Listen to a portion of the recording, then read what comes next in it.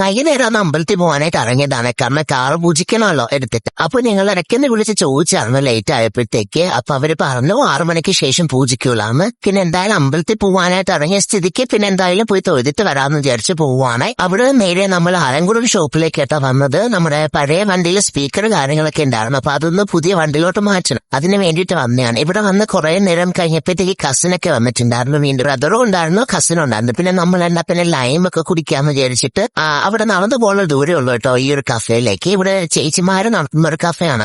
10 മണി വരെ എന്താ ഓപ്പണിംഗ് ആണ്. അപ്പൊ ഇങ്ങോട്ട് വന്നു. നമ്മുടെ കൂട്ടത്തിലെ എന്റർടൈനറാണ് അച്ചു. അപ്പൊ ഇവനാണെങ്കിൽ ഞാൻ കഴിഞ്ഞ വീഡിയോ പിന്നെ എന്തിനാണ് എന്നെ ആഡ് ചെയ്തത്, എന്റെ വീടെന്ന് പറഞ്ഞതല്ലേ എന്ന് ചോദിച്ചിട്ടുണ്ട്. അപ്പൊ തന്നെ ഈ ഒരു വീഡിയോ എഡിറ്റ് ചെയ്യുമ്പോൾ ഇവൻ ഇടാതെ പിന്നെ ഞാൻ വേറെ ആരിടാനാണ്. പിന്നെ ചിലര് പറയില്ല ആക്ടിങ്ങില് 10 രൂപ കൊടുത്ത് 50 രൂപയ്ക്ക് ആക്ട് ചെയ്ത് തരുന്നത്. അതുപോലൊരു ഐറ്റം ഡേറ്റ് ഇവൻ കാണിക്കും. ഇതൊക്കെ കണ്ടിട്ട് എങ്ങനെയാണ് ഞാൻ ഇവന് ഇതിലിട്ട് ആഡ് ചെയ്യാതിരിക്കുന്നത്? കാരണം ഇതൊക്കെ എന്റെ കണ്ടന്റ് അല്ലേ ഇന്ന് കണ്ട് കാണിക്കുന്നുണ്ട്. ഇതൊക്കെയാണ് ഇവന്റെ വേലകൾ. പിന്നെ അതേ ഒന്നും അറിയാത്ത പോലെ ഇരിക്കുന്ന ഇവനല്ലേ, ഇവനാണ് ഈ കൂട്ടത്തിൽ ഏറ്റവും വലിയ ഉടായിപ്പ്. തിരിച്ചെപ്പ വീടെത്തും എന്നറിയാത്തതുകൊണ്ട് തന്നെ ഞാനൊരു ഷേക്ക് പാഴ്സൽ വാങ്ങിയിട്ടാണ് പോയിട്ടുണ്ടായിരുന്നത്. പാവം ഞാൻ ഇടയ്ക്കിടയ്ക്ക് കുടിക്കാലോ.